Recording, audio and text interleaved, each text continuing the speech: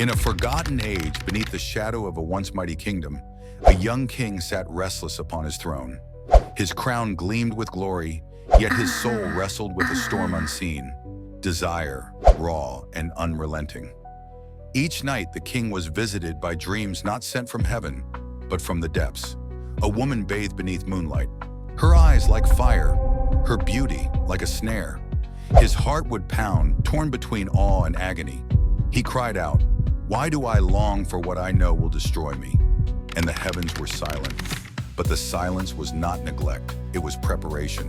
The enemy never attacks without a reason. He targets the chosen, not the castaway. He hurls lust at those marked for purpose. The darker the temptation, the greater the destiny. Even the prophets knew this torment. Joseph, the dreamer, was pursued by the lustful wife of a powerful man. He ran and in fleeing was imprisoned. But God used that prison to place him on the throne of Egypt. David, the man after God's own heart, once stood upon a rooftop and watched Bathsheba bathe. That gaze turned into adultery, then murder. And yet from that failure came repentance. And from that repentance, a psalm that has brought millions to their knees. Even Paul, the apostle, groaned in frustration. "For the good I want, I do not do, but I practice the very evil that I do not want." And to him the Lord replied, "My grace is sufficient for you, for my power is made perfect in weakness." Listen closely. Your struggle with lust may not be proof of your downfall, but evidence of your calling. The king began to understand. God does not choose the flawless, he refines the willing. There was once a warrior from the mountain lands. He was tormented by unclean visions, tortured by secret desires. He wept in the night, but from those tears came fire. He rose not in shame, but in strength. He became a preacher, a healer, a deliverer. There was a princess once seduced by demons masked as pleasure.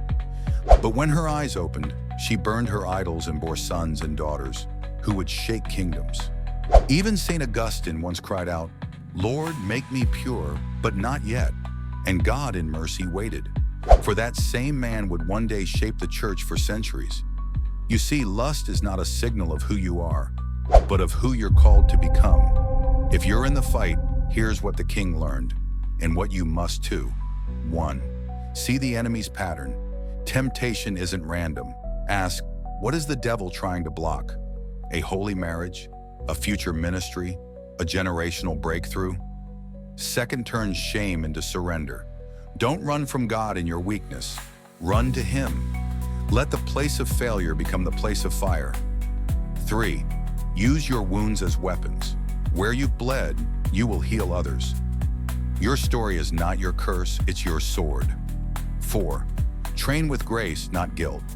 Discipline isn't about perfection, it's about practice.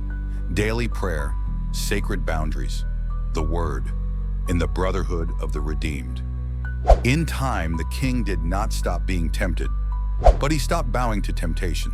He rose not because he was strong, but because he had learned where his strength truly came from.